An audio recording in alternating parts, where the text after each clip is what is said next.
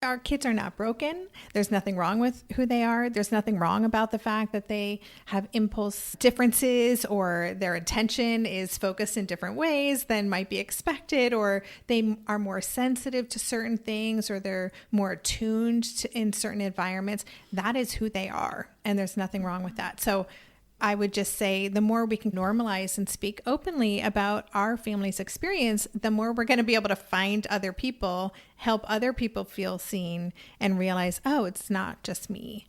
But it does require some bravery, I think, in order to just live openly about what's happening. Hi, Conscious Parents, it's Carrie here, and I am here with a little info about raising our mindful kids. I've got some tips and tricks about breaking free of the box and becoming who you are and teaching your kids how to do that along the way. Join us. Hi there and welcome back. It's Carrie, your friendly mom here, and I am so excited with the guest I have here today. She really has resonated in my heart when I listen to her podcast, and I have Debbie Reber here. She's a parent activist, best-selling author. She's the CEO founder and the host of Tilt Parenting podcast, and she is on a mission of transforming lives of parents raising neurodiverse children. And I love the name of your book, Debbie, Differently Wired. So I am here today with Debbie, and I just want to say, as a mom raising two neurodiverse kids, I feel like I can put down some of my walls of protection as a mom and just feel like I can connect with you heart to heart right away. Thanks so much, Debbie. That's so nice. Thank you, Carrie. I'm looking forward to this. You've talked in your book and elsewhere about connecting with our kids and meeting them where they're at. I'd love to hear what you would say about this area. Yeah, I think for me and what I found with so many parents who are on this journey, that we often have our own agenda and plan for how we want to parent and what our lives are going to look like and who our children are going to be. And we often don't consider the human that is in front of us, right? And so much of our work, so much of my personal work has been really respecting and acknowledging and getting to know the child that I'm raising and who they inherently are for all of their strengths and their neurodivergence and exactly who they're meant to be. Yeah, I love that. I feel like when we do that for our kids, it empowers them so much to be who they are. And it seems like so many of our goal setting and our evaluations and everything is we're starting to looking at the whole child, looking at their strengths and areas that we need to support them. So I really honor that. I love that. And I think you had mentioned creating a world where your child feels secure at home. If you can do it in the schools, that's great. I was recently able to do that, moving my kids to a socially, emotionally focused, project-based school. And it's been like night and day. My 9-year-old son went from I hate school to I love school. And I know that not everybody can maybe make those changes or have that opportunity around them. But as a mom of two kids who are neurodiverse, I feel like sometimes I'm trying to figure out the triggers and I'm trying to prevent maybe things from happening to them or controlling the world around them. I feel like I'm walking on eggshells or maybe even being overprotective as a parent. What would you say to mamas like me? First of all, that is so relatable. I feel like I've spent most of my life parenting my child who's now 20 and feeling the same way. I think the first thing I would just say is that I have tested this over and over again, but we actually can't control anything. We can't control who our kids are. We can't protect them from experiencing loss and pain and sadness and frustration and all of those things. And actually, we don't want to do that, right? Because that is the reality of living a human experience, is having the full range.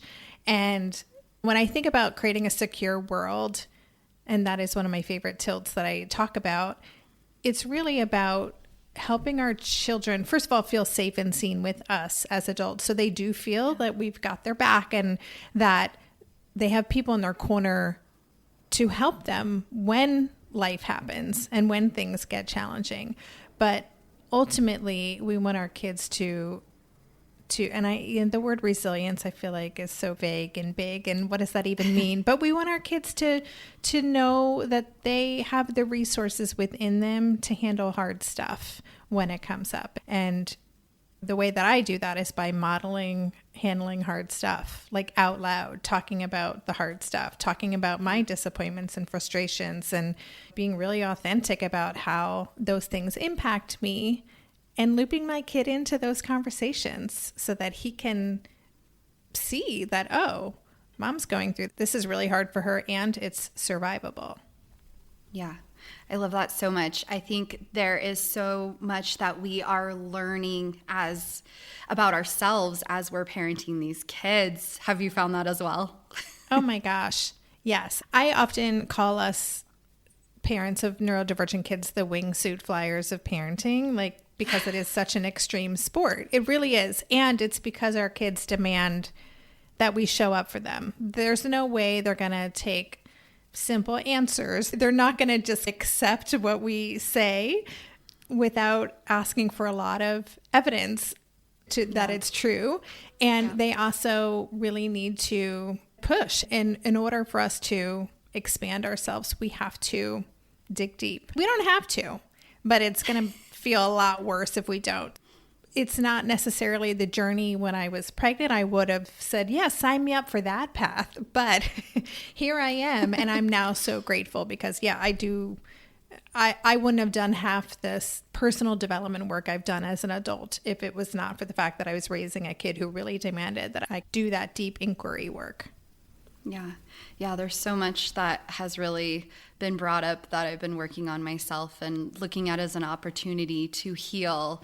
There was somebody once that said, I was expecting a trip to Italy and I somehow ended up in Amsterdam. And now with my parenting journey, right, you're expecting Italy and you end up in Amsterdam, and really learning to absorb the Amsterdam, the Dutch shoes, or, I'm stereotyping here, but really learning to absorb and cherish the path that we are on instead of maybe feeling lonely in it sometimes. That leads me to my next question. What would you say to the parent who feels alone, feels like no one else is going through this? That was definitely me, and how I ended up starting Heart to Heart Parents was feeling so alone. And that was before I discovered Tilt Parenting as well. Yeah. Yeah. And I created Tilt for similar reasons, because there are so many of us. First of all, that's what I would say right off the bat. There are so many of us raising neurodivergent kids. Statistically speaking, a very conservative estimate is that 1 in 5 kids are neurodivergent, and it's actually way more than that. So we're talking like worldwide, billions of people here, right? Yeah. So we're not outliers. And first of all, I always encourage parents to talk openly about what's going on in safe spaces, right? Some people, it's not really safe to be really authentic and open about the challenges we're experiencing, but we also have to normalize the things that are hard so that we can find each other, because there's nothing wrong. Our kids are not broken. There's nothing wrong with who they are. There's nothing wrong about the fact that they have impulse differences, or their attention is focused in different ways than might be expected, or they are more sensitive to certain things, or they're more attuned in certain environments. That is who they are, and there's nothing wrong with that. So I would just say the more we can normalize and speak openly about our family's experience, the more we're going to be able to find other people, help other people feel seen, and realize, oh, it's not just me. But it does require some bravery, I think, in order to just live openly about what's happening. And can I share a little story that's just popped into my head? When I was going on the book tour for Differently Wired, I was at a bookstore, I think it was near Allentown, Pennsylvania.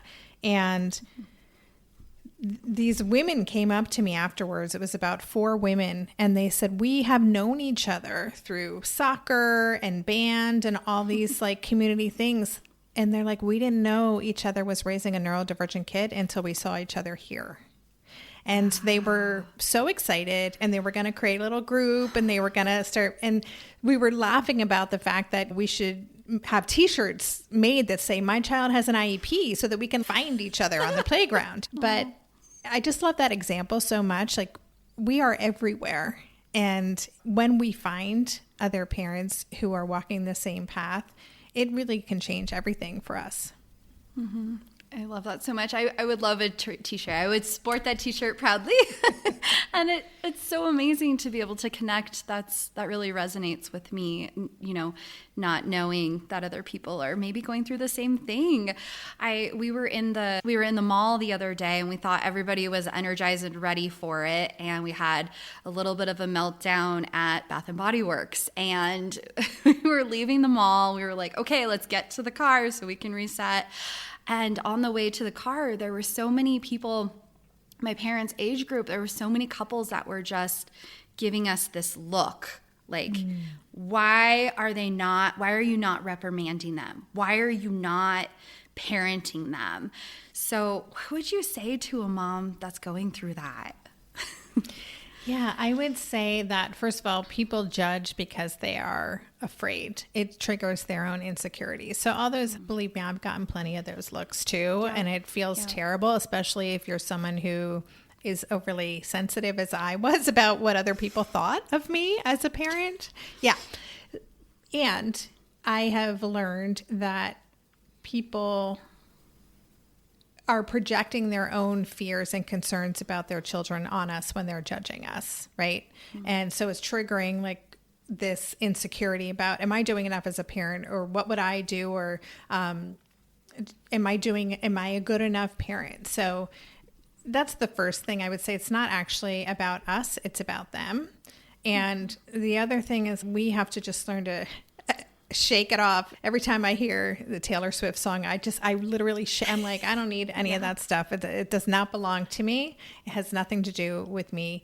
And that's a muscle that we build over time. It's hard to get those looks and act like it doesn't bother us. But when we're in those moments, we have to prioritize our kids' safety. We don't want our kids to feel that we're throwing them under the bus, or that we are embarrassed or shamed by their behavior. We really need to remember that our child is having that reaction because they feel threatened or unsafe. Their nervous system has completely triggered, and our job is just to help them regulate again. And that's the only thing that matters in that situation. Yes, that's so important, for them not to walk away feeling shamed. Yeah. Or for us not to walk away feeling shamed in that moment. And I love Shake It Off. I think I might have to add that to my playlist. So if we get in that car, we're in that situation, we could shake it off. My husband and I are both recovering people pleasers. So shaking it off will be a awesome laughter and dance and movement, I feel like, is a perfect way to reset in those moments. My next question is from my husband. I asked him this morning, I was telling him who I was chatting with, and I was like, what do you think I should ask? What would you want to ask? And he said he would love to know, what's the most important thing that he can do for our kids? As a father. Yeah. Gosh, where do I start? First of all, I love that you asked him a question to participate in this conversation.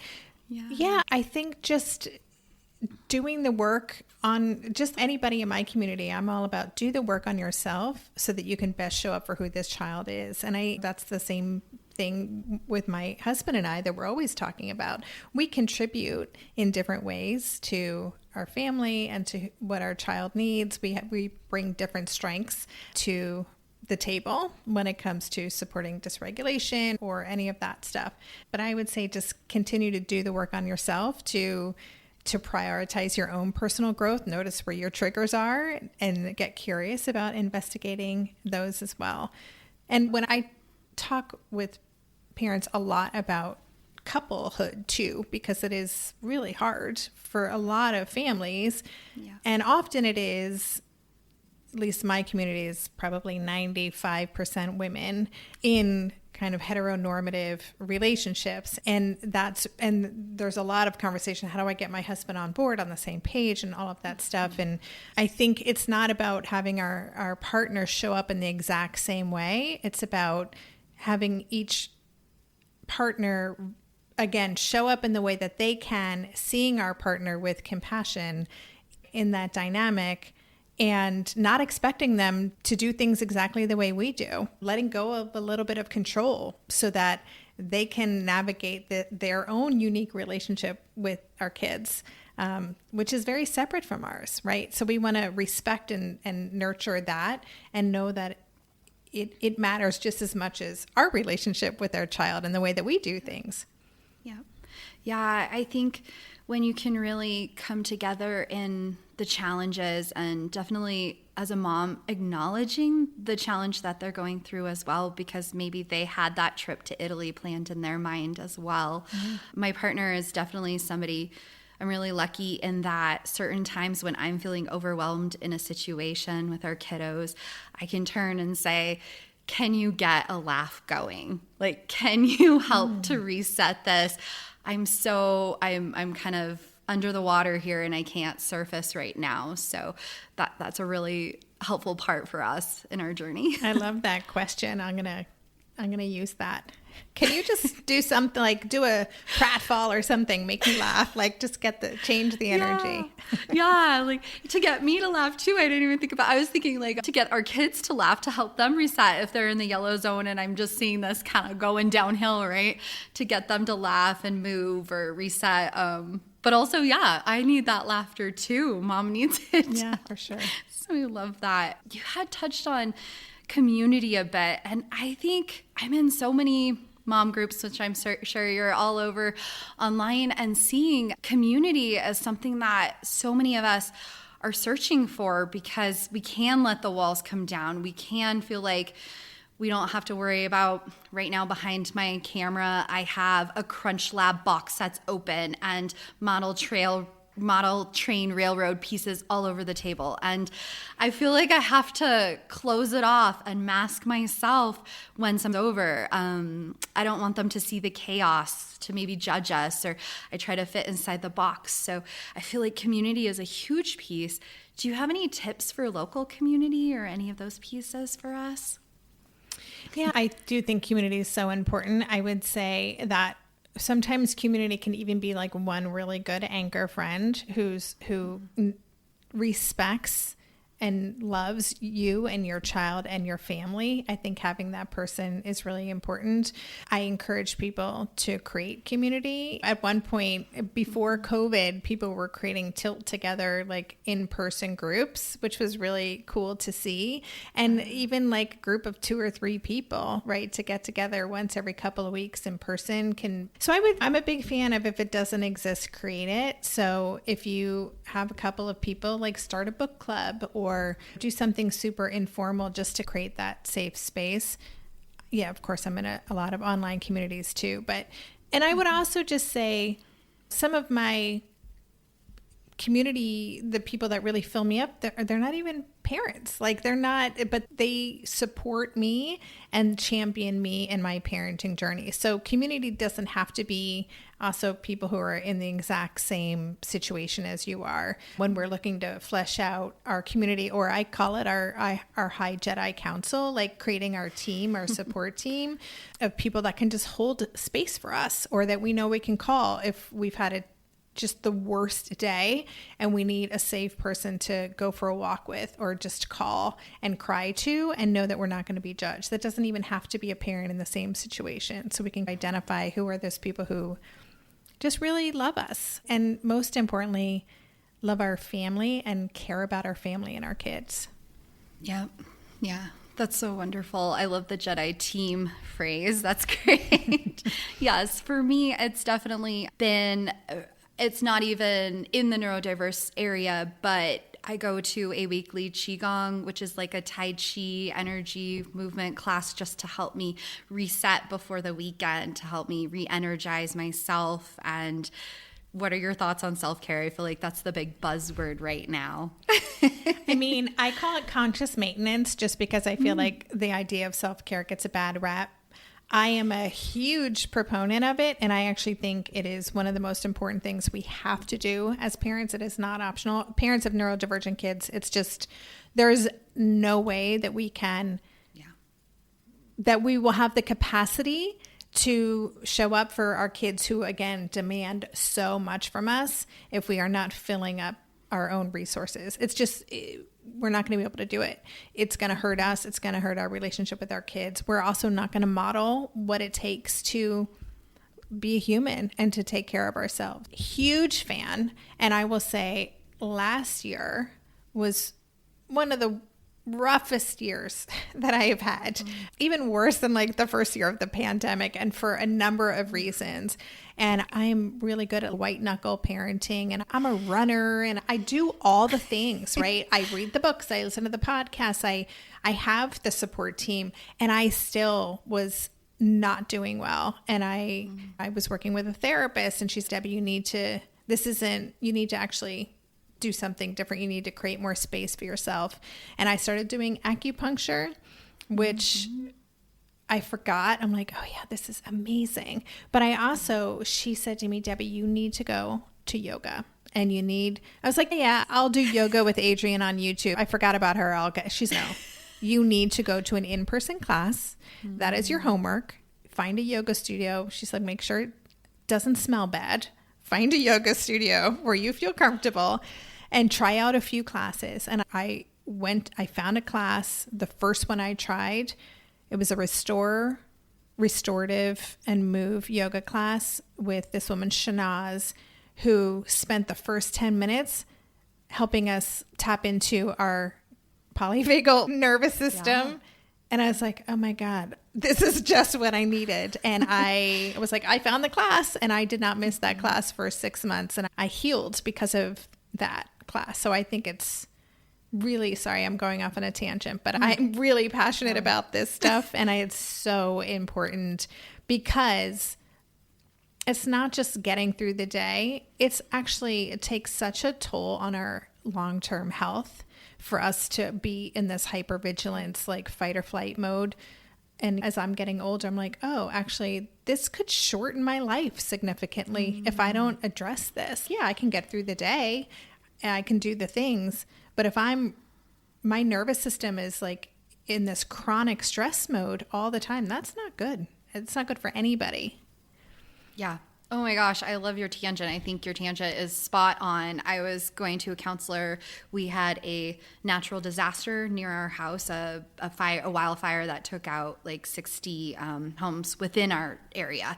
And the counselor had told me, you need to think about the state that you're living in. You're living in that fight, flight, or freeze state and raising your kids. Sometimes I use the term neurodiverse. I also use the term gifted, spirited, and highly sensitive in our house to identify with this. And really just finding those moments of calming the brain and resetting. And it's so important for our parents raising these kids. Yeah. So important, because if my bucket is not full, how can I give to them? How can I be in that calm state to make them laugh, help them calm down over a sensory experience? You're so right on. So you might have to check out Qigong for yourself. It's kind of a tricky spelling, but it's been an awesome place for me to connect and build community as well, and finding also parents going through similar situations. Switching gears, as we're talking actually a little bit about mindfulness, I wanted to check if you had any mindful tools that you found work in your family, or you've heard in the sphere, the social media sphere, that you have found that you connect with. Yeah, it's interesting. I've definitely explored some of the apps like Headspace and the Calm app I've done at various times. In terms of meditation, I've tried that on and off, and my ADHD brain is, oh, you're gonna sit down quietly, let's turn on and start thinking about all the things. I've realized that meditation isn't great for me. For me, mindfulness has been really all about nature and proactively creating experiences in nature where I actually am like, oh, I'm going to do my 5K in this gorgeous forest that near my house without my AirPods today, because I just want to be in this moment. And I do this thing called Park Run every Saturday in the park, and it's a 5K with a group of a couple hundred people.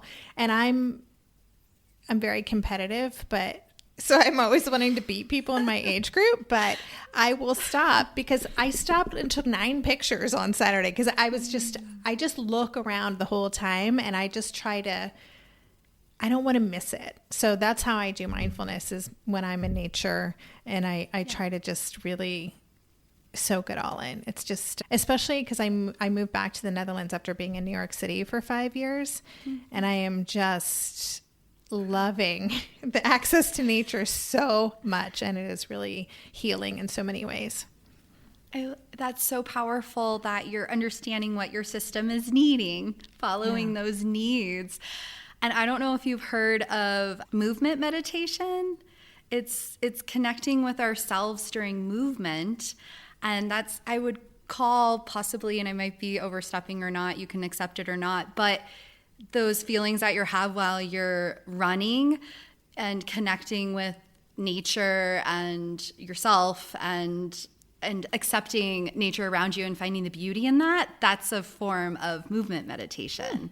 So right. I love that idea for people who can't, turn down the brain. You're finding a way to turn down the brain through movement. Yeah. Skiing is like my movement meditation. I don't wear ear pods because I love the sound of the swoosh, swoosh and the wind in the trees and feeling the movement in my body and connecting in that way. So that's a really powerful version of so meditation. I do meditate. Awesome. You're doing your own version, which is so part of neurodiversity, right? Is finding our own path and finding that for ourselves. Yeah.